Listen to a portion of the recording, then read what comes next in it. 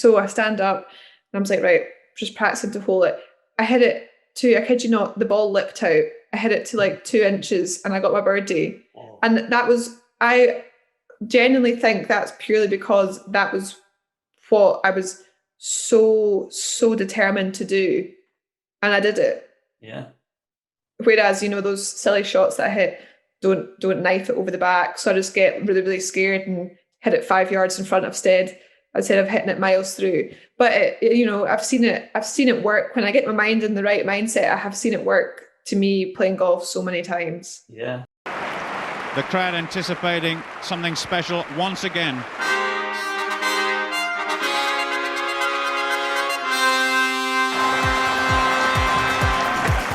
Oh, it's a tough act to follow, but he's done it again.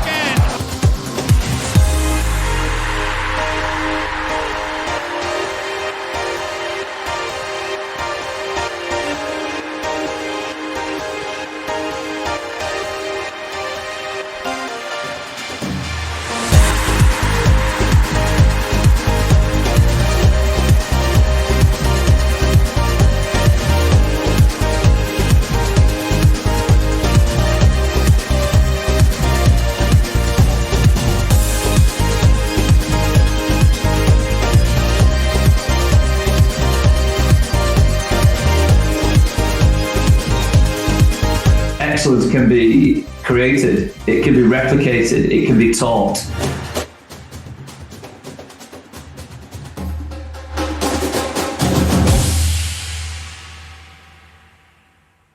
So, welcome onto the Inner Game podcast. We have Hazel Macgarvie.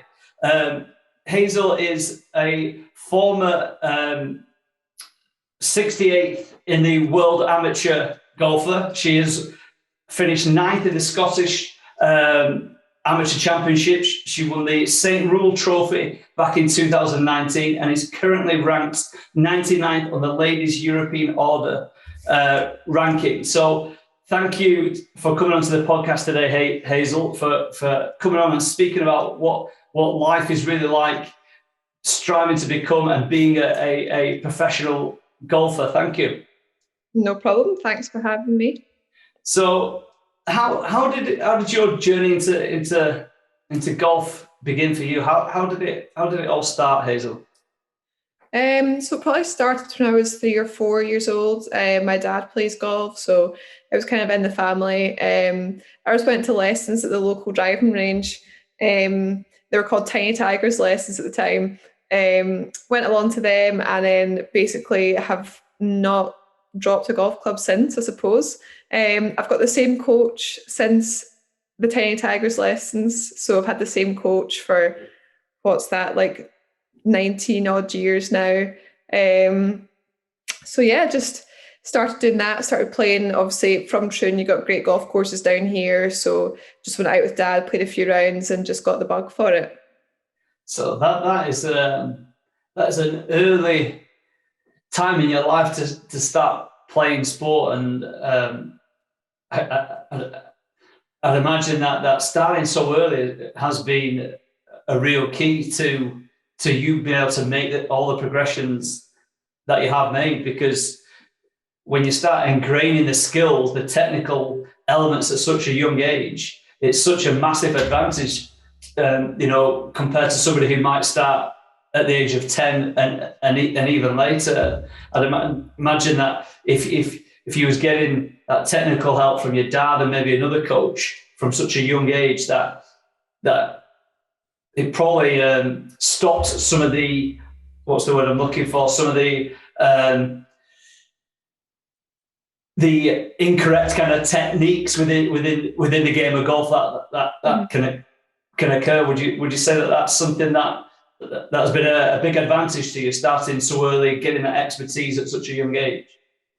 Yeah, I mean, I'd probably say so. Like I played a lot of other sports when I was younger as well, so I didn't really kind of focus on golf until I was maybe 12, 13, 14. But obviously kind of golf was always my main sport, and I kind of swam and did other things like that as well. But they were kind of more on the side, I guess, compared to golf. But no, I think it definitely helped. And, you kind of, golf's a kind of sport that you can't just pick up one day and you go out and you've got it within a week. It takes a lot of work. It takes a lot of lessons, and then you've got to go away and you've got to work on the lessons and what you've been taught. And you go back again and you see if it's got any better. So it's definitely, I think doing it from such a young age has kind of ingrained into me how much hard work it actually is. And don't get me wrong, I've had my times where I've been like, right, wait a minute, I'm kind of a bit fed up here of the whole golf thing.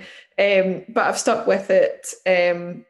But yeah, no, I would say it's definitely a big help kind of starting younger. But at the same time, it's great because it is a sport you can pick up at any age, really.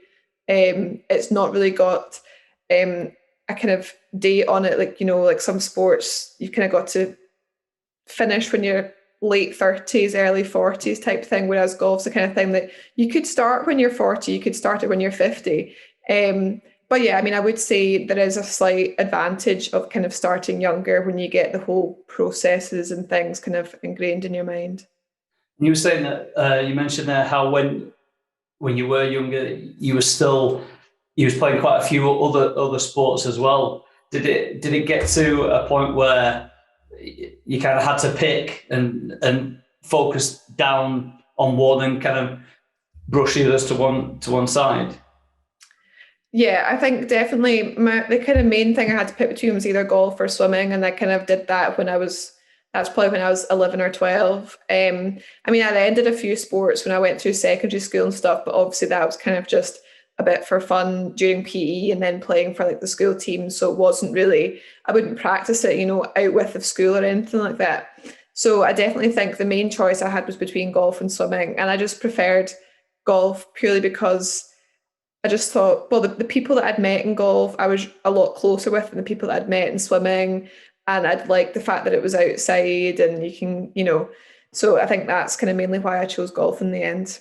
Nice. And I've always thought that swimming is one of the toughest sports, it seems, from the outside. Not that I've ever really been involved with swimming, but there's not a huge amount of variety to that sport. A lot of time looking down at the bottom with not much, you know, variance in what you're doing. Whereas, as you mentioned there with golf, you're out in the countryside, seeing, you know, great scenery and, you know, all the different courses changing all the time. I'd imagine that's, you know, I'd imagine that you get to see some really cool places within our country and obviously around the world doing what you do. Yeah, absolutely. You get to travel everywhere. I mean, this year I've been Saudi Arabia for the first time, South Africa for the first time, Thailand for the first time. And you're actually getting to see places, like, as you said there, you know, you can travel with swimming, but you look at the bottom of the pool at the end of the day when you're swimming. Whereas with golf, it's great. You get to see all the different places, all the different golf courses. And as you said, the scenery at some of the golf courses it's just amazing. What's most important to you then about playing golf, Hazel? What's the why that's driving you to pursue your ambitions in this sport? I mean, I'm very competitive, so I like to have something. I like to have something to work on. I like to have people that I want to beat. That kind of like drives me forward. And I think the fact that I've taken so many years and I've worked so hard on golf, I'm kind of at the stage that I'm like, obviously I do have a lot of things to show for the hard work that I've put into it, but I just kind of want to try that next stage. And I'm kind of at the stage that, you know, obviously I want it to work. I really want this next stage of golf to work.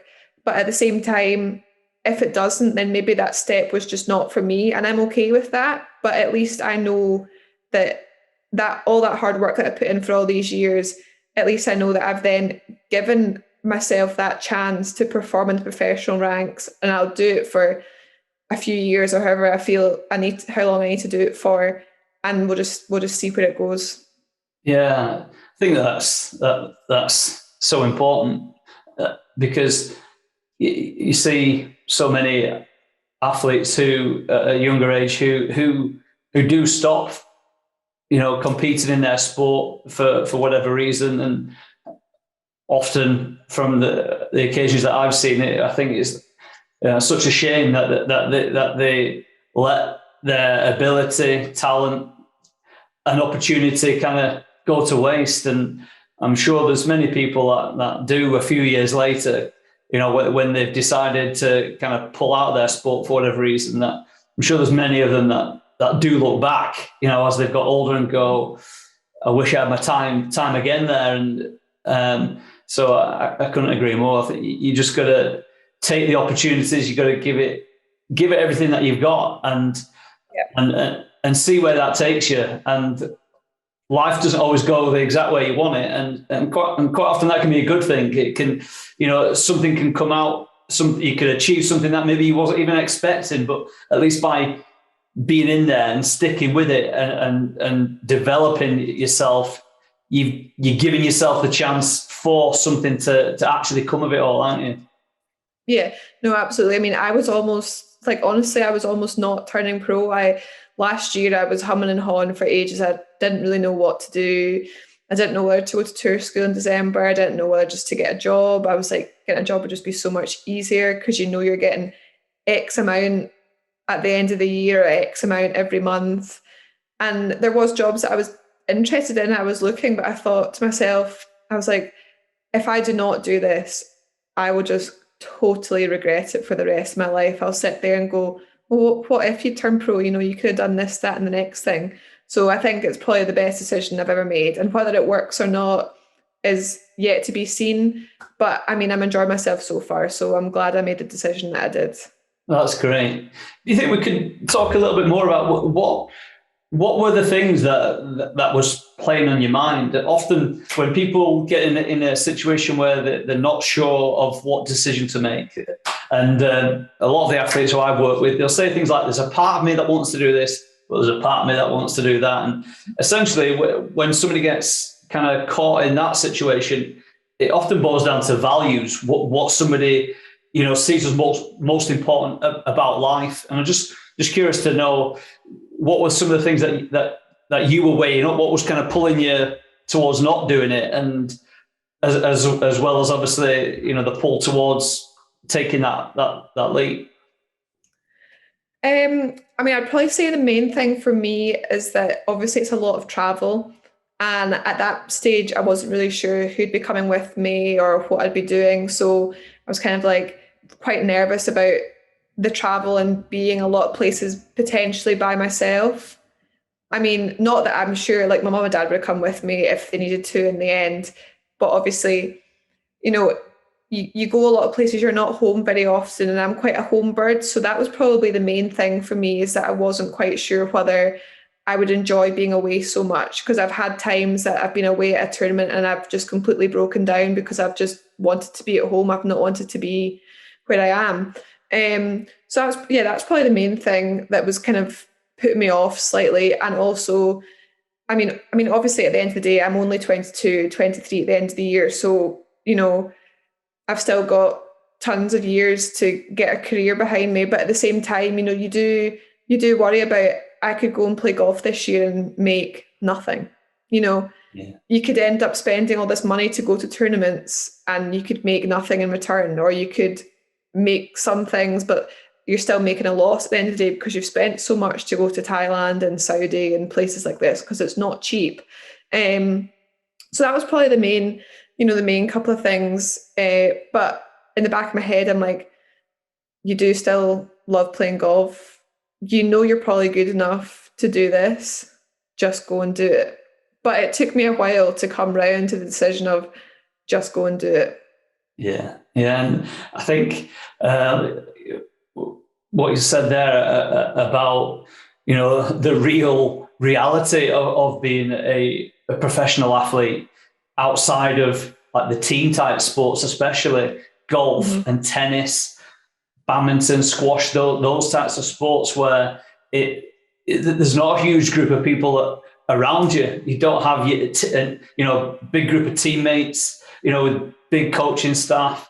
So I can only imagine what it's like when you're off in another part of the world and you're there on your own, and if something hasn't quite gone the way that you've wanted it to go, or you've had a couple of events where things haven't gone the way that you wanted to go, and in moments like that, I'd imagine that's when you want to be around your family and your friends, I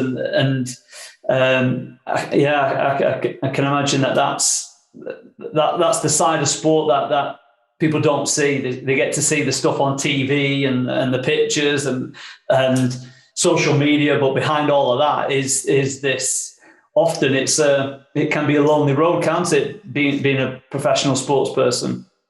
Yeah, it can be. Everyone says it can be really lonely. I mean, I'm really lucky this year that my boyfriend's decided to caddy for me for the whole year. So basically we're just traveling everywhere together, which is like the most perfect situation.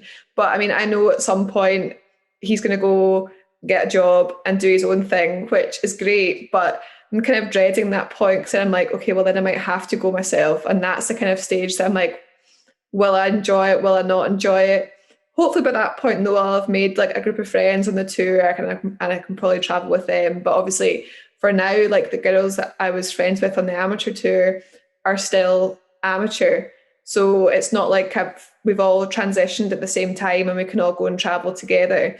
So yeah, it's just a lot of really finding your bearings and just getting used to the whole thing because it's very different than what it was as an amateur. Yeah. Well, I guess this next year for you is just the best opportunity to just see how far you can go with it this year and then make that decision when it comes. Yeah, absolutely. What's one of your favourite memories from sports so far in the 20 in the however many years that you've been playing this sport? What's a memory that sticks in your mind most that you're really fond of? I'd probably say there's a couple. I'd say the first one's probably winning a St. Rule because obviously, walking down the 18th at the old course in St Andrews, it's like the kind of moment that everyone wants to do, knowing you're in the lead and you just need to make par to win, walking over the Swilcan Bridge. I mean, that was a really, really good feeling. But also I'd say when I was in the Scotland team and we won the home internationals at Ballybunion in Ireland, I think that was a really good moment because like obviously in golf, you don't really play in teams at all. You play in quite a lot of teams as an amateur because you play for Scotland and Great Britain and whatever else. But obviously when you turn pro, you don't really play much. You play in the Solheim Cup if you get picked, and that's literally it. So it's only a couple of times you actually get to play in a team. So I think it always makes it really special when you get to play with the girls you're usually playing against, but you come together and you're always great pals, but there's still something that when you're playing individually, you still want to beat them, obviously. Yeah. But it's great when you come together as a team because it doesn't happen very often. And the chance that we all got to stand around the 18th green watching our teammate hold the putt for us to win the home internationals, it was just the best feeling because usually you have so many people to celebrate with and you're all doing it for a team and it's just a completely different scenario than what you're usually used to because it's usually everyone, okay, I'm sure that your friends are obviously going to be happy for you to win, but at the same time they're going to be like, well, I should have beaten her. Yeah. It's like an individual competition, but obviously this time it's like you're all wanting to win, you're all willing her to hold putt, and it's just a really special feeling. And what about, and this may have come within one of those competitions or maybe it's something slightly different, but can you remember one of your best ever performances at a time when everything just kind of clicked for you, when the game just kind of flowed almost effortlessly? Have you had any performances like this, or what are the performances which really sticks out as something? Yeah, that was a competition that I played in where everything came together for me. I'd probably say it was the St. Rule again, definitely. I mean, I can't even remember many bad shots that I actually hit during the 3 rounds. And if I did hit a bad shot, I do remember hitting a couple of bad shots, but both the bad shots that I hit ended up really good.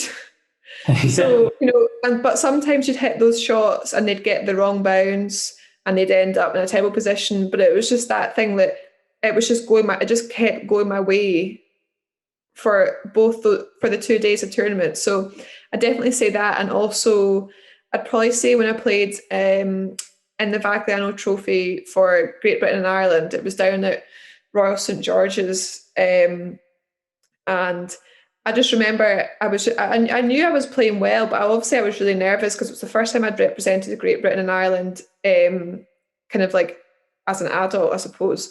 And I was really nervous, and I thought to myself, like, you're playing well, you can play golf. And I was really proud of myself that I managed to push the nerves behind, and everything just seemed to go well. I played a couple of holes, then I got a hole in one on a par 3, and I was just doing this and the next thing, and I just thought, that way you were just like, you're hitting shots and just going, it's just going so well for me today. And you're like, it's such a good feeling though, because obviously you get those rounds that you hit a good shot and you get the worst bounce ever, and you're thinking, where on earth did that come from? And then you get the ones that you just feel like nothing can go wrong, and it's great. Yeah.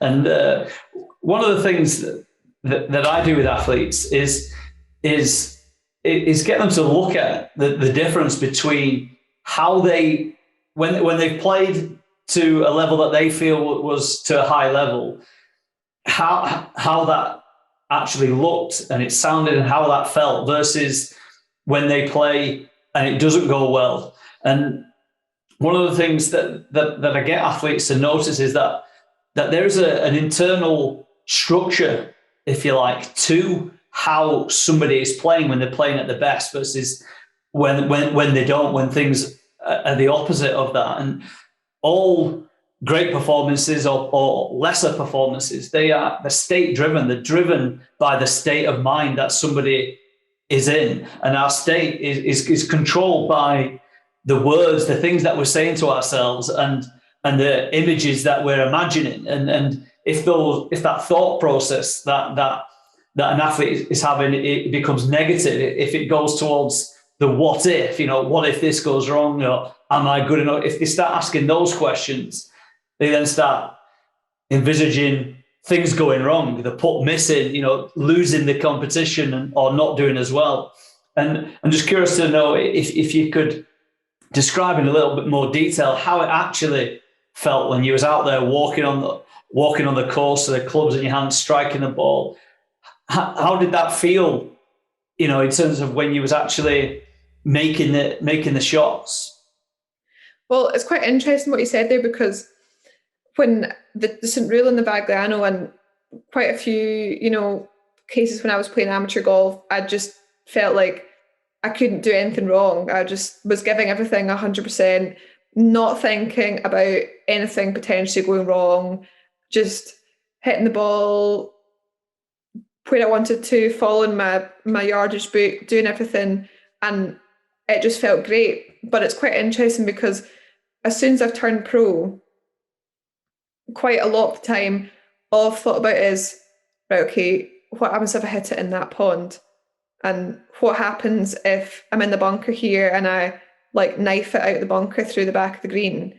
And, I'm saying to myself, I'm like, you barely ever do that. You might do that like once in a blue moon, but you don't do it often. So why are you thinking about that?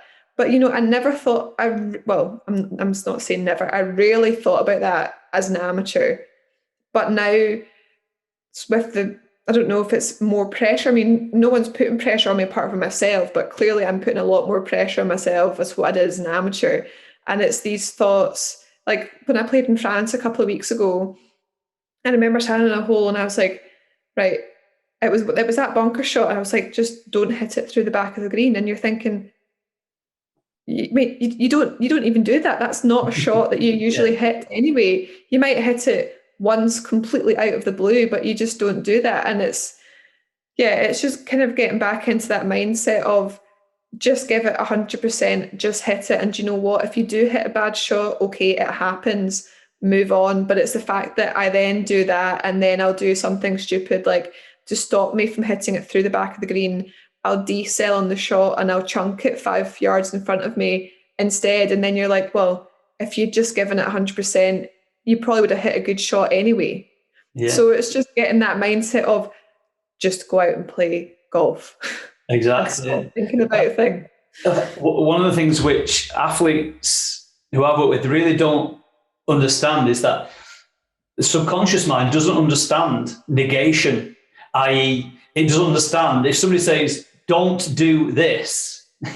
Don't, I can't remember what shot you were saying, don't overhit it. Let's just say that it was that. Yeah. In order for the mind to understand what not overhitting it means, subconsciously at a really deep level, it has to imagine overhitting it. So it has to imagine overhitting it to understand not to overhit it. And that's why it's so important to understand the power of your thoughts, because those thoughts are driving the subconscious narrative, if that makes sense. And often, this is at such a subconscious level that you can't quite see it or be attuned to it, but it's actually happening. And this is why I spend a lot of time working with athletes, making them focus their mind on exactly what it is that they want to happen, not what they don't want to happen. Envisage that ball going exactly where they want it to go, exactly on the flight path that they want it to go, instead of the opposite. And by getting control over that talk, over that self-talk, it really helps kind of focus the mind, is essentially what it is, focusing it down into the few things that you can control and that somebody does want. And I think that's one of the first things that starts to happen to an athlete in any sport, when for whatever reason, either nerves kick in for some reason, or just some actual accident which you can't really legislate for, but it sometimes then can spiral from one mistake to another one, because it then triggers the thoughts and the talk and the internal imagery.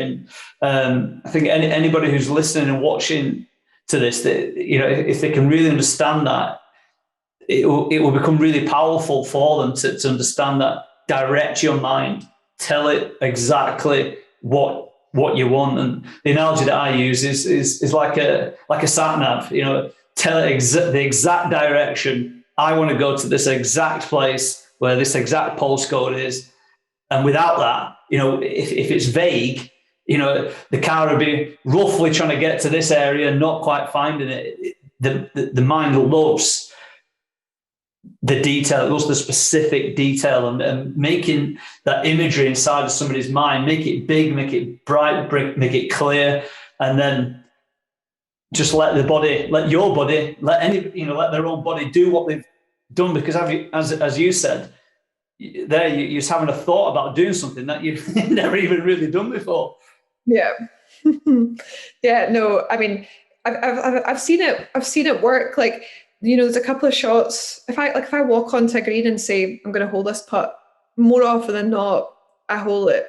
There's a shot that I hit in Thailand. I hit my tee shot slightly left, and I needed to. Well, in my head, I thought I needed to get a birdie to make the cut. So I said to Rory, who's caddying for me, I said, right, I just need to hit this shot. I want to get slightly further up the fairway, but I need to just get it back in play. So I hit it over a tree onto the fairway, and I think I had like 110 yards to the pin, and I thought, right, I'm just going to try and hold this shot, because if I try and hold it, I've then got an eagle, but if not, I'll be there or thereabouts and definitely get my birdie. So I stand up and I'm just like, right, just practicing to hold it. I hit it to, I kid you not, the ball lipped out. I hit it to like 2 inches and I got my birdie. Oh. And I genuinely think that's purely because that was what I was so determined to do. And I did it. Yeah. Whereas, those silly shots that I hit, don't knife it over the back. So I just get really, really scared and hit it 5 yards in front instead of hitting it miles through. But I've seen it work. When I get my mind in the right mindset, I have seen it work to me playing golf so many times. Yeah. How I look at it is that as soon as a negative thought comes into an athlete's mind, it triggers the freeze, fight, or flight mechanism. Some kind of danger, and often, unfortunately, our mind can't understand, the difference between a real threat of actual real danger and the supposed danger of missing a shot or losing. For example, the subconscious mind will almost treat the two completely different things as the same, as some kind of threat. And as soon as the mind thinks there's some kind of threat in some way, it will it kind of puts the handbrake on. So it's like driving the car with one foot on the accelerator, but with the handbrake on ever so slightly. And that is enough for the athlete in whichever sport that they're playing, whether it's taking a penalty kick in football, whether it's a tennis serve, serving for the match. That handbrake being on ever so slightly is enough for that execution of that skill to just not be what it needs to be in that moment. So, as I said, it's at a minimum where the mind wants to be is neutral. If it can keep it neutral, if an athlete can keep it neutral, then that is a good place to be. Keeping it positive is great as well. But worst case scenario, thinking nothing is often the best place to be, because if you think back to how many hours that you have spent, playing this game, your mind and body knows how to hit that club.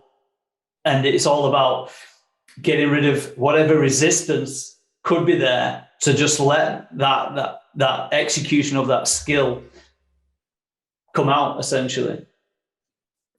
Yeah, no, absolutely. I think, it's been quite interesting for me, because if you'd asked me what I thought my mindset was like playing amateur golf, and I said, yeah, it's great. If I hit a bad shot, doesn't matter. I forget about it. I move on, and I just only think about the positive stuff. But if you ask me now if it's good, I'd say it's terrible, because I don't like. I think it's just a different situation. There's more pressure now. You're playing to make a living rather than just playing for fun. I suppose you're still playing for fun, but at the same time, you're playing to make a living, as I said. So it's like, yeah, it's trying to just knock those negative thoughts out. And if you're obviously going to hit a bad shot, you're not going to play amazing all the time. You're going to have bad days. And it's just totally forgetting about that and just trying to think of the positive things and just think of, okay, you actually can play golf. You usually hit this shot well. There's another scenario last week when I was in Belgium on the 18th. So I'd hit my driver really well the whole round, and I get to the 18th and I hit it miles left from absolutely nowhere. So that was fine, whatever, I finished the hole. I get back to the 18th the next day, and again, I've hit my driver well for the rest of the round, but all I've got right in the back of my head, I'm trying so hard to not think about it, but right in the back of my head, I've got you hit this miles left yesterday. Don't do it again. Yeah. And you're like, well, it's like, why you think about that? And then lo and behold, what did I do? I hit it even further left than I hit it the day before. And you're like, literally, I played 17 holes before I got there, and I basically had not really missed a fairway. And you get to the last hole, and because you'd hit that the day before, and that wee thing in the back of your head, you go and do it again. Luckily, in the third round, when I got to the 18th, I was like, right, just follow through the shot, hit a good drive, and I hit the fairway, and that was fine. But it's like, why couldn't you just thought about that the day before? Yeah. It's the one time it just sneaks in, and it's like, just think about that all the time. So yeah, I don't know, it's such a powerful thing. The great thing is, though, at least you learned from that when you went there was it the third round that you said when you had to go back on that hole again? Yeah, the third round I had to go back on, and I actually made the fairway that time. So you've kind of shown yourself there. You proved to yourself how to get your mindset right by, again, focusing on exactly what you want to happen. You was able to override that negative loop, that negative pattern, and replace it with something more positive. And because essentially the mind is always, it's operating and analysing and looking for two things: pain and pleasure. And the subconscious mind will remember the most painful events very easily and the most pleasurable ones. So in that scenario that we're talking about there, when he's on that set on the second round, because that happened on the first day, it was remembering the pain, the emotional pain of getting it wrong. And again, because of how the mind can get twisted at times, it likes to remind us at times of things to make sure that pain doesn't happen again. But if you don't get control over that, as you said, it will manifest it again. And what was great to hear what you're saying there, Hazel, is that you was able to stop it, cut the cord in its tracks, and then get your mind fueled back onto, this is where this shot is going to go. This is how I'm going to play it. And I guess a lot of it really, it's just that focus, being able to stay in that zone of focus where, as you said, like, some shots just are going to go wrong. That's just, that's just part of it, isn't it? Anybody who goes and wins a major, they will not go through 4 rounds of that without making some errors. The key is how well, how easily, how quickly they move on from that. Mm-hmm. Yeah, I mean, I suppose it's quite difficult in golf because obviously you've got 4 rounds or 3 rounds on the same golf course. So if you do something bad on one hole, you've got to go back to that hole for the next 3 days. And you're basically faced with what happened the day before right in front of you. And you're probably just going to think about that. So it is quite difficult to stand on the tee on the same hole and not think about what you did the day before, because you're looking at the exact same thing and you're thinking, okay, just don't hit it left where I hit it yesterday. Or you're thinking, right, I hit it this in the pond yesterday, so let's just not do that. Whereas if you were standing on a different hole, you wouldn't think anything about it because you're not faced with the same scenario as you were the day before. So it is quite difficult, and I'm not saying I'm an expert at it, but I'm quite proud that I, at least on the last round, managed to just switch it off a wee bit and just say, like, just hit it. Yeah. And you'll be fine. It's all about changing one's frame. The frame that we put around anything determines the state that the athlete gets into. And we always have a choice as to what that frame is. And an athlete could look in a similar situation as to what you're referring to there. You could look at it as a reminder as what went wrong, or the frame that you could frame it in is, this is my chance to now get it right. How am I going to do something differently this time? This is my opportunity. And I remember a quote from, I'm not sure if you know him, is the ex Germany football coach who also won the World Cup in 1917. Obviously, England had an unfortunate record of keep losing on penalties. And I remember, I can't remember at what point it was, but obviously Germany have had a great record of penalty shootouts. And somebody spoke to him in an interview about the difference between the Germans taking penalties and the English. And he said, back then, he said, the difference between the German players and the English players is that the German players put the ball down on the spot and then they say to themselves, this is my chance to become a hero. This is my chance to win it for my country. Whereas the English players, they put that ball down, and the thing that flows into their mind is not messing up, not being the person that loses it for the team. And that's a great example of how the words that somebody uses frames the state of mind that they go into. And as I said, just any athlete who might struggle with that, they should start to think of some trigger sentences, words that if they notice that they're starting to doubt, go into the what if cycle or pattern of thinking, then they need to have some questions, some thoughts that helps to kind of pull them back out and send them into a different state of mind so that they can frame the event in a slightly different way. Mm-hmm. Yeah, I mean, there's a definite scenario that I've done that. I mean, when I was playing in Madrid 4 weeks ago, I think it was, I shot I think it was 2 under the first round I shot. So I was happily inside the cut line and that was fine. So I go out the next day and I'm 4 or 5 under through 9 holes, and all the scoreboards are up, and the scoreboards have got obviously the leader's scores, and it says it's got the cut mark, and the cut was level par at the time.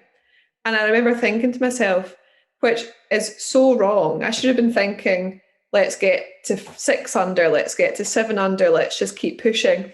But I literally thought to myself, okay, so I could shoot 5 over in the back nine and I'd be absolutely fine. You know, it's just so not what you think to yourself. You think to yourself, let's push on from this. But no, I thought, well, if I shoot 5 over in the back nine, then I'll still make the cut, it'll be fine. And I'd missed 2 cuts in a row before that tournament. So I was kind of putting a wee bit of pressure on myself to make the cut. And I remember thinking that to myself, and I thought, I at the time, I also thought, well, you're like 4 under for the front nine, so you're not going to shoot 5 over in the back nine. You're not going to have, you're not going to play that different in the back nine. And lo and behold, what did I do? I was 5 over with 1 hole left to play. And I was like to myself, right, well, I'm on the cut mark here now. I mean, I should never have been there in the first place. Yeah. I should have been further under par in that back nine, but because I said that to myself, I was 5 over in the back nine. And I mean, luckily I switched my mindset and I managed to birdie the last hole. So obviously I got within the cut mark and I made the cut, and that was fine. But it's just like, I can give myself, the good thoughts, the good mindset thoughts, but it's like those stupid things that just creep into your head. And when you look at the scoreboard, and it's like, why? Why did I have to do that? I could have just made it 10 times worse for myself. And obviously, like I have that grit and I have that determination to then go and birdie the last hole to make sure that I make the cut. So it is there, it is possible to do, but it's the ones that just like sneak in and you're just thinking to yourself, like, that was so stupid. Why did you say that? Yeah. So yeah. We're getting there. It's getting better, but it is, it's difficult, and it's difficult when you put pressure on yourself to do certain things, and and it's all a big learning curve because I'll never do that again. Yeah. I'll never say that to myself again. I'll never think that again. In Berlin last week, I had a good round in the first round again, and I didn't think that, and lo and behold, I had a good round, second round, and I had a good third round, and I pushed on from what I did. And, now I'm sitting here going, well, that's good, you've learned from that. And I've also learned from the fact that I can push on from my good score and keep getting a better score and then a better score if I don't say silly things like that. Yeah, exactly. And wisdom and experience are so important. Sometimes athletes just need to, or people in general just need to experience that event. And then the key is to be honest enough with oneself to learn from it. Because if there's no, after the event, if there's no kind of analysis of that to gain any feedback, to gain any knowledge from when something didn't quite go right, if somebody doesn't do that and give time to that, then that's when it gets repeated again. And, obviously you was able to take control over that and take, valuable information to go forward into the next competition. Yeah, absolutely. I mean, it's all a big learning curve, like obviously being on tour for the first year for me, and also the whole mindset thing, because my mindset's changed into I want to try and finish at leaderboard so I can make a better living for myself. And it's all changed. So it's all a big, I'm obviously going to make mistakes. I'm going to say silly things like that, but it's doing what I did in Belgium and learning from that mistake and being able to push on and finish up higher in the leaderboard rather than let's just try and make the cut. Because you know that if you just try and make the cut, more often than not, you probably will just make the cut and you'll finish at the bottom of the cut line. You know, you want to be thinking, I mean, at the beginning of the year, I was thinking, let's just make cuts, which, okay, didn't really have any expectations, so it's probably not too bad. But now it's like you've played 6 or 7 tournaments or however many I've played. So it's like you need to start kicking on. Don't think about making cuts. You should be thinking about top 10 finishes, top 20 finishes, and, you know, pushing on up. So I'm glad that what happened in Belgium last week happened and I did that. And I'm hoping that I can then use that to keep, you know, building up through the next few events. Definitely. I'd imagine that if I asked you this next question a year or so ago when you were still an amateur, it seems that you might have answered this differently.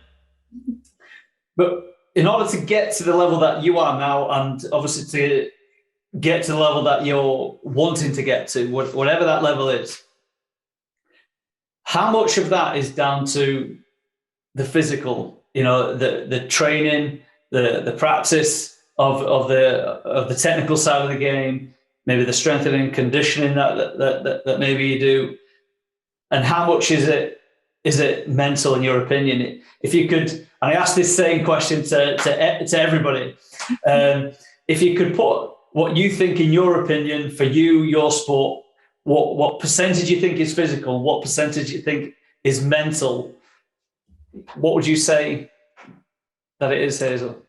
Oh, I mean, you're right. If you'd asked me this question as an amateur, like a year or two ago, I'd probably have said mental's nothing. It's just all about the golf and whatever else. But no, my opinion's definitely changed. You know, I mean, I think strength and conditioning is very important because a lot of golf now is power and length and how far you can hit it. It's, you know, it's a lot to do with that. Probably more so in the men's game than it is in the women's game, but it still does play a big factor. And obviously, the further you can hit it, you make courses shorter for yourself. And then if you've got a good short game at the end of that, you've got better chances of getting a birdie than someone who's hitting, you know, like a 5 or 6 iron into the green and you're hitting a wedge. To put it into a percentage, gosh, I would probably say that your golf and your technique and things probably, I mean, obviously it's going to be a big part. Let's call it 50%. I'd probably say that is a big part. I'd then probably say that your mental part is going to be about 30, maybe even more. And then your strength and conditioning is what's left. Yeah. I think mentally it does play a massive part. I mean, it might even be more than 30%, to be honest, because I think you can have the technique, you can have all of that, you can play good golf, but if things are going through your head, you're going to do things that you've never done before. So it's getting in the right mindset. So, do you know, it might even be that might be the bigger chunk than technical, but yeah, I think changing my opinion on what I thought as an amateur, the mental part of the game is 10 times more important than I ever thought and believed it was a few years ago. So yeah, and obviously every athlete is said slightly different things, and but what nobody's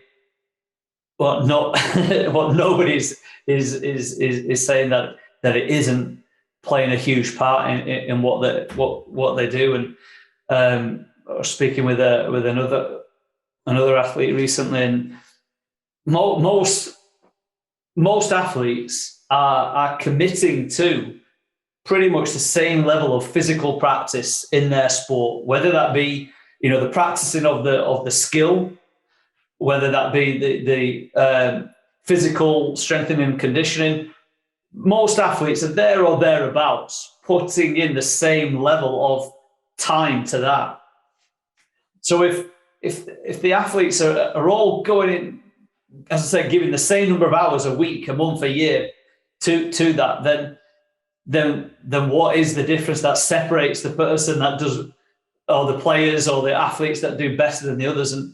And all too often, it is that how somebody handles the occasion as a whole, how somebody, how motivated somebody can stay, in a situation like yourself where, you've moved away from home, you've moved away from your friends, and now you're traveling around the world, to stay motivated when you've left the creature comforts. That is a mental thing in itself, to be able to get up every day, when maybe there's a small part of you that wants to be back home, but still stay motivated to keep training, to keep going to the competitions, to keep working on all the things that you need to do. That in itself is mental, isn't it? As well as then getting out for you on the course and actually performing. And I can't remember his name, but an example, I used to use it a lot years ago. Was he Belgium or French? The guy that was winning the Open back in like the 1990s, and he was quite a few. I don't know how many holes were left, but it was the fourth round, and there's about 5 or 6 holes left, and he was quite a few shots in front of everybody else, and essentially he hit a shot and it went into the water, and he just completely lost his mind. Absolutely lost his mind. This ball is in the middle of this pond lake. You can't even see the ball.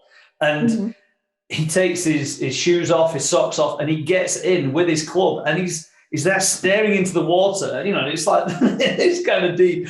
And he's trying to figure out how he's going to hit the ball. And the commentators and the crowd's like, what is going through his mind here? That he thinks that he can actually attempt to hit a ball that's a foot under the water, sort of thing. And obviously, in the end, he then got back out and had to drop a ball, but everything, it just spiraled. It just got worse. And he ended up with pretty much one hand on the trophy with a few holes to go, and then just lost it all. It's one of the biggest meltdowns I've ever seen, and just goes to show what happens when that kind of a small error, and because even if he had just dropped a shot and just got his mind straight and back on carrying on playing, he still had enough shots to go and play, but it affected him that much that he couldn't then swing the club for the next however many holes. Yeah, I think a big part of that is also, as much as a lot of that's mental, I think a big part of that is also being in that situation. And because that might have been his first time in that situation, but I think you need to put yourself in these situations, with the chances to win. Personally, I feel a couple of times before you actually do end up winning, because it's like you need to, because there's probably pressure that you've not really felt before, and then that's like the mental part of it, like, was dealing with that. But I think the more times that you're in those situations, I could be totally wrong in saying this, but personally, I think no matter how good you are mentally, I think the more times you put yourself in those situations, the easier and the better you'll get at them. Yeah. Because you'll learn how to deal with them better. There's no better teacher in life than life itself. Having the experience yourself, as we all know, parents, teachers, give us advice about, X, Y, Z, and until it happens, you think, yeah, whatever. And then when it happens, then you go, that thing that was said all those years ago, now I understand what they meant. And it often takes the experience itself, as long as the person is open enough to then learn from it. Some people don't, some people don't genuinely be honest with themselves, they won't get the learning, the wisdom that they need to take it forward. But yeah, I completely completely agree, Hazel, that, having the experience and having it built up over time, gradually increasing the level of intensity just gets somebody used to being in those situations where just from going completely cold to then being in some massive competition. Very, very few athletes can do that. That was what was so remarkable about the British tennis player, that Emma Raducanu, who won the US Open. To go from not being in that situation before to going and winning it was a big thing to do. But even thinking about it now, she still had a good run at the Wimbledon a few months before, when the pressure got to her, and then she ended up losing. And that experience at Wimbledon, where she was like riding on the crest of a wave, and then she underperformed, and I think she had a panic attack on court. Actually, that was it. And she was breathing into a paper bag and everything, and then it was too much for her. But then a few months later, she goes to the US Open and wins the whole thing. But without that experience at Wimbledon, maybe that US Open win never happened. Yeah, I mean, it's the same for me. Like the first tournament I played in Saudi this year, there was big hospitality down the side of the 18th. So it was down the side, and you had the players' lounge behind the green. And no matter how well I was playing throughout the 17 holes before that, every single time I got to the 18th, I could not control how much I was shaking. I was standing over the ball and my hands are going like this. I'm trying to grip the club and I can feel myself shaking like that. And I'm like, just calm down. You've played well for the past 17 holes, or you can hit this shot. It's just a 9-iron into the green. It's nothing special, But it's the same thing. I've got experience since then. I've played 5 more events since then, and I'm not doing that anymore. I did it for the first couple. I probably did it a wee bit in South Africa as well. But now I've kind of settled into it as well and got used to it, that's not really there anymore. Yeah, definitely. And there's this lady isn't alive anymore, but back in the 70s, 80s, early 90s, this woman, American therapist, was regarded as one of the best therapists in the world, and she wasn't necessarily didn't actually work in the world of sport, but she was renowned as being able to help people who were almost unhelpable. And she had a conversation with another guy, and they was talking about the brain and the mind. And I think this woman, she called Virginia Satir, she asked, they got in the conversation, I can't remember exactly how, but about the brain and about its functions. It's what's its number one kind of function of the brain. And this guy said it's to survive. And she said no. She said it's obviously up there, but it's not that. It is to keep things familiar. To keep things familiar to the subconscious mind means that it can predict what is going to happen. Hence why we humans are quite habitual. Most people will go about the same things, on average, throughout their day. I can't remember what the stat is, but it's a really high stat of the number of thoughts that people have that they cycle through on a daily basis. The number of them that are actually the same is quite incredible. And it's that keeping things familiar, as I said, it's what's ensured our survival as a species. By knowing how tomorrow looks, I can predict it. I can know how to do this. I know, if we look at it in a prehistoric context, I know how to get up and start a fire. I know how to go and catch food. I know where to go and find water. I know where, all these things are that make sure that I can get up tomorrow, repeat it again, and live again tomorrow.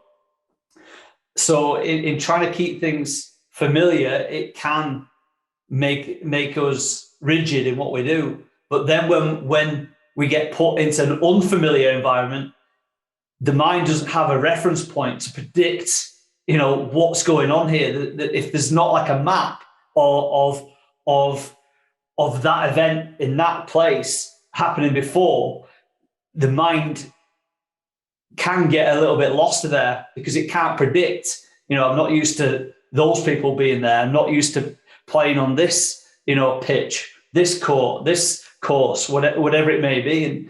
And this is why visualization can be really important. The more information that somebody can gather about going to a competition, and I've helped footballers go on trial at clubs, and one of the things that has always helped them is that if they've been to that club before, they have an understanding of what it looks like, and by spending some time before they go, rehearsing being there, imagining being in that environment, around some of the people that they know, or even if it's just, kind of blanking out the faces, but just rehearsing that in the mind can become so powerful for an athlete, because the mind does not know the difference between what's imagined and what's real. Hence why when we have a nightmare, in that moment we think it's real, but it's just some imaginary movie playing out in our mind.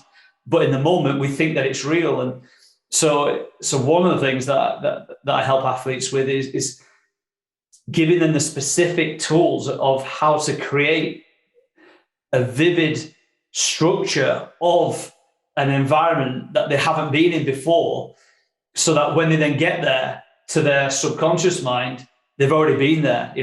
So if somebody in their mind has rehearsed 10, 20, 30 times being somewhere, even though they haven't physically been there, then when they get there in reality, subconsciously, they've had 30 experiences of being there ahead of time. And that's one of the techniques that athletes can use, in any sport really, to be able to help the nerves kind of an occasion settle, if that makes sense. Yeah, no, that makes total sense. That would be very helpful, I think, especially for the situation that I was in. That would have been extremely helpful, because I was just thinking, okay, there's people watching, just don't hit a bad shot. And then, one of the days I actually did hit a bad shot, and funnily enough, that actually helped, because the crowd were all going, they were going, you could hear their reactions. It was like, oh, what a shame. And you're like, I said to myself, I was like, okay, if you hit a bad shot, they don't care, because they actually want you to play well. They want to see good shots. So they don't care if you hit a bad shot. They feel bad for you if you hit a bad shot. Like, it's not embarrassing if you hit a bad shot. Sometimes it happens, but it's just experiencing that first. Yeah. And being able to realize that, I suppose. Yeah, definitely. I'm curious, have you ever had a particular shot that was troublesome for you to actually master, if that makes sense? A shot with a particular club in a particular scenario. Have you ever had, a time where it was just one way of playing your sport, way of playing golf, where you couldn't quite get it, or it took a little bit longer for you to learn that pattern of that movement? Have you ever had that happen at all, Hazel? I definitely have. I think probably it was probably years ago now, but the kind of default in my swing used to be I'd go back and I'd start swinging over the top rather than coming from the inside. And that used to be, if my swing was bad at any point in time, it used to just be straight back to that and straight back to that. And it took me so long to be able to get the movement ingrained in my head that I needed to come back from the inside and come back down the line rather than kind of coming out and spinning over the top. And I mean, it frustrated me so much that I could not get it. I mean, it took me, there's been a few things, to be fair, that have taken me weeks and weeks. And obviously I know that it's not going to happen overnight. I'm well aware of that now. But, I think that, to me, I'm like, a week of practice and it'll be fine. But these few things took 2 to 3 weeks for me to master. And it then took for me to have like an exaggerated practice swing of what I was supposed to do for me to be able to maintain the less exaggerated but good swing, if you get what I mean. Yeah. So no, I've definitely had a lot of them, and it's so annoying when you can't get them. But then when you eventually do get them, it's like, okay, thank goodness, I'm never going to go back there again. And you try your hardest to not get back to that.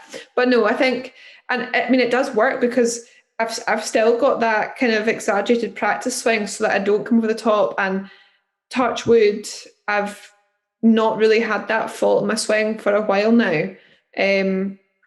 So, things like that definitely work. But yeah, I mean, there has been a few things that it's taken a long time. Yeah. That's part of the territory of trying to progress in any sport. Often people don't realize, just how much time an athlete has to spend on just mastering something to the outside world, that is just so small. And that process can just take time, can't it? Yeah, I think especially with golf, you can go away and you can play in a tournament. And when you're at a tournament, if your swing's not really great, the last thing you want to be doing is thinking about fixing it during a round. So you just need to go out and play with what you've got. And if that's bad, then unlucky, just try and kind of work with it. So, but obviously the more you play with the bad swing, the more it kind of gets ingrained. So it's quite difficult to find a balance because you don't want to have swing thoughts when you're playing a round of golf. But at the same time, you want to try and make that swing better and not ingrain the bad swing that you've got going on. So it can sometimes be quite difficult to find that balance. And obviously when you then get home from a tournament, you need to kind of fix it quick before you go away again, so you've not got a continuation of that problem. That makes complete sense, that, Hazel. I've got last few questions for you. I think last 4 questions. What do you think is the most difficult or challenging thing about being an elite golfer? Ooh, I mean, I'd probably say,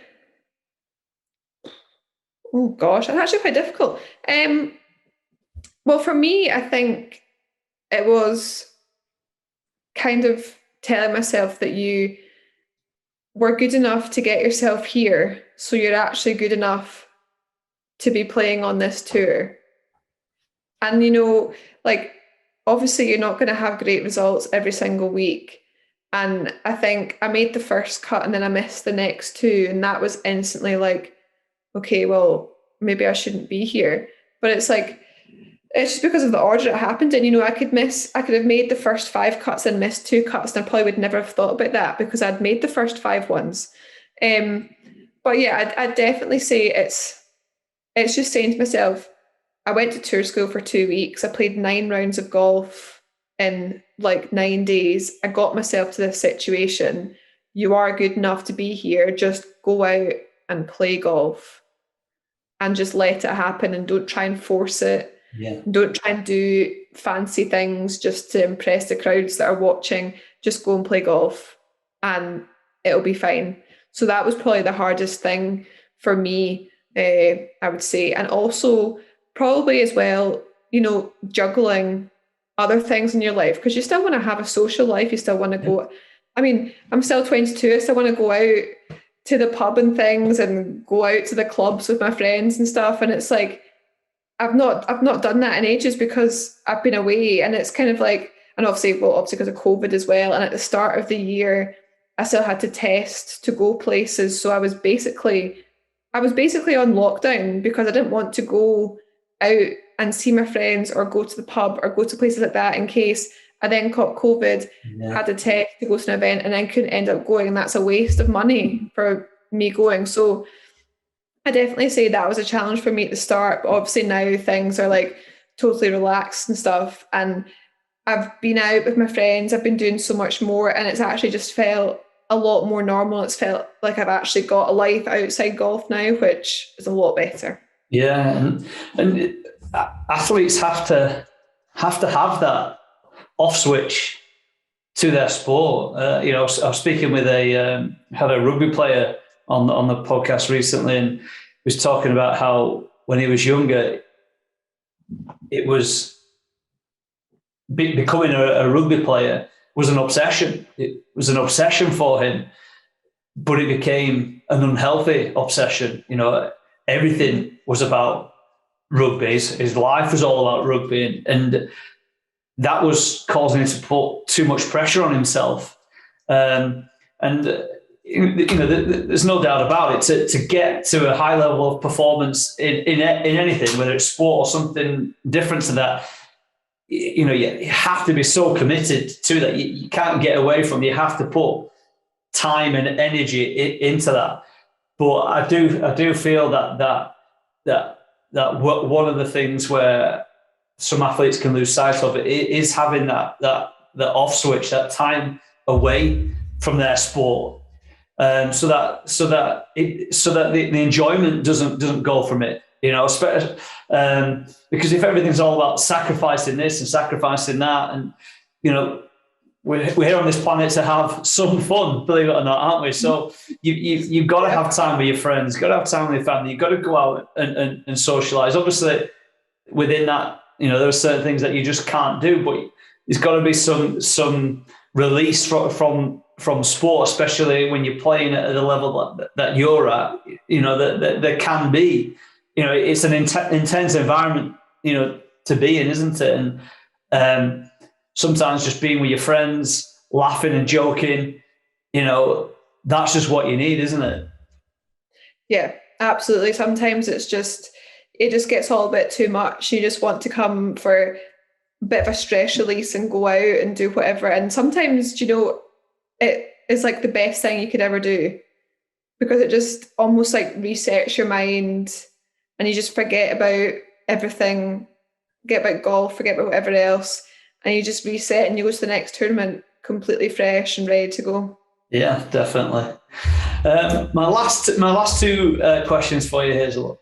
I believe that in order to get to the level that you've got and the level that any elite athlete gets to, they have surpassed thousands of other people with the same dream, same ambition that that they had, and in order to get there, they've had to develop some skills, and I'm calling these superpowers. So my question to you, Hazel, is what do you think is your superpower? Something that has helped get you to where you've got to. And this could be a physical superpower. It could be a specific shot that you have, like a shot that that you really perform that, really, really well. Or it could be a tactical way of playing golf which has helped you get to this level. Or it could be a mental trait that you have that's helped you get to where you've got to. What do you think your superpower could be, or is? I'd probably say it's course management. I mean, I could still get it wrong, don't get me wrong, but I think, when you're kind of just starting out in golf, when I was younger, you just go out and you play and you hit shots all over the place. You don't really think about it.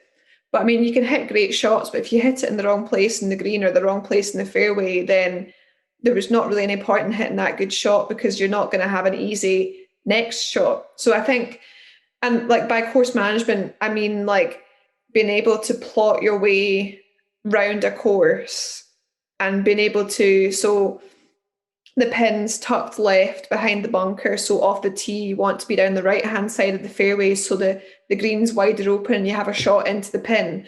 And it's things like that. And it's like, the pin is, or the green slopes from front to back, so you want to leave yourself an uphill putt, so you need to make sure that you're on the right side of the pin to leave yourself with an easier putt.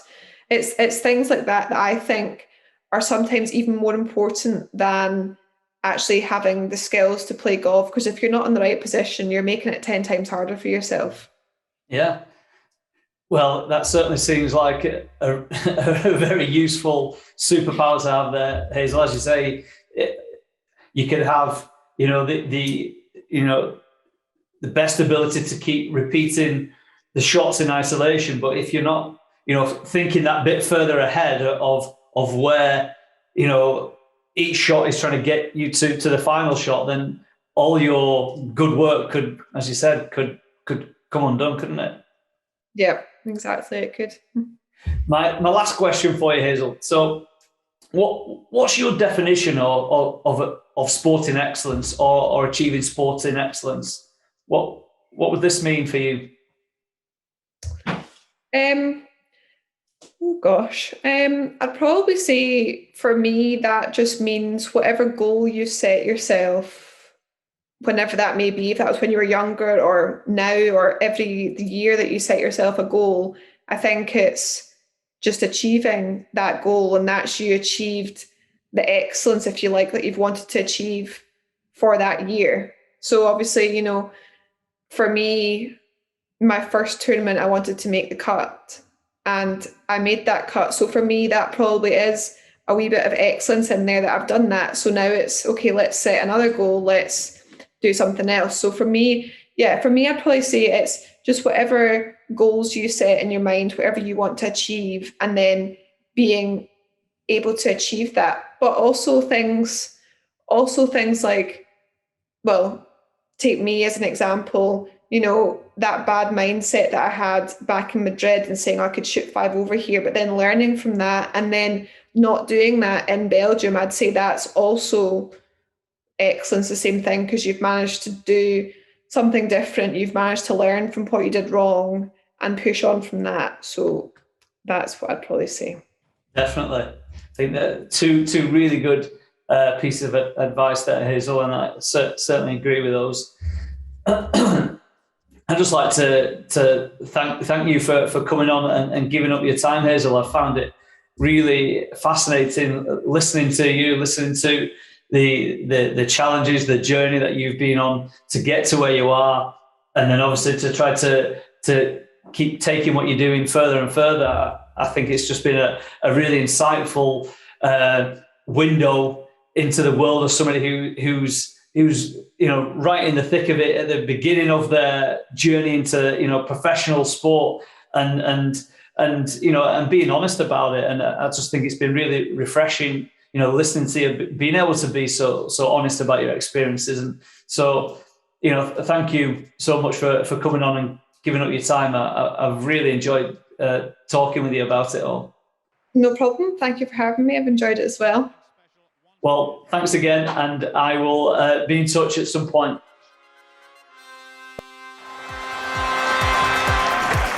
Oh, it's a tough act to follow, but he's done it again.